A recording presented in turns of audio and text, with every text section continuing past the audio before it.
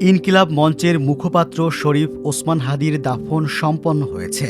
ঢাকা বিশ্ববিদ্যালয় এলাকায় জাতীয় কবি কাজী নজরুল ইসলামের কবরের পাশে তাকে সমাহিত করা হয়।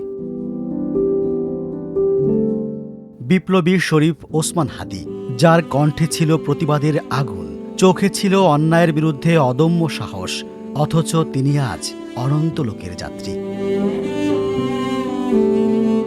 এর আগে দুপুর 2টায় জাতীয় সংসদ ভবনের দক্ষিণ প্লাজায় হাদির জানাজা অনুষ্ঠিত হয়। রাজনৈতিক নেতাকর্মী থেকে শুরু করে সাধারণ শিক্ষার্থী ও সমর্থকদের উপস্থিতিতে জানাজা স্থলটি জনসমুদ্রে পরিণত হয়।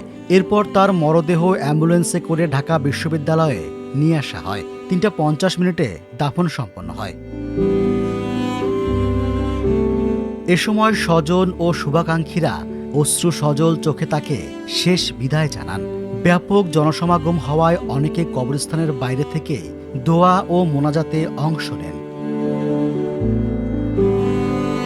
দুর্বৃত্তের গুলিতে নিহত হয়েছেন ওসমান হাদি।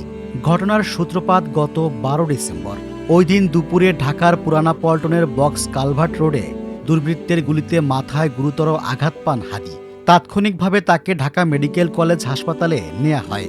পরে উন্নত চিকিৎসার জন্য স্থানান্তর করা হয় এভার কেয়ার হাসপাতালে। শারীরিক অবস্থার অবনতি হওয়ায় গত 15 ডিসেম্বর এয়ার অ্যাম্বুলেন্সে তাকে সিঙ্গাপুরে নেওয়া হয়। সেখানে 18 ডিসেম্বর শেষ নিঃশ্বাস ত্যাগ করেন তিনি। পরদিন 19 ডিসেম্বর তার মরদেহ দেশে আনা হয়। ওসমান হাদি জুলাই গণঅভ্যুত্থানের অন্যতম সংগঠক ছিলেন। তিনি ইনসাফ ভিত্তিক রাষ্ট্র গঠনের লক্ষ্যে শুরু করেন রাজনৈতিক ও সাংস্কৃতিক আন্দোলন ইনকিলাব মঞ্চ, প্রতিষ্ঠা করেন ইনকিলাব কালচারাল সেন্টার। ঢাকা 8 আসনে স্বতন্ত্র প্রার্থী হিসেবেও নির্বাচনে অংশ নেওয়ার ঘোষণা দিয়েছিলেন তিনি।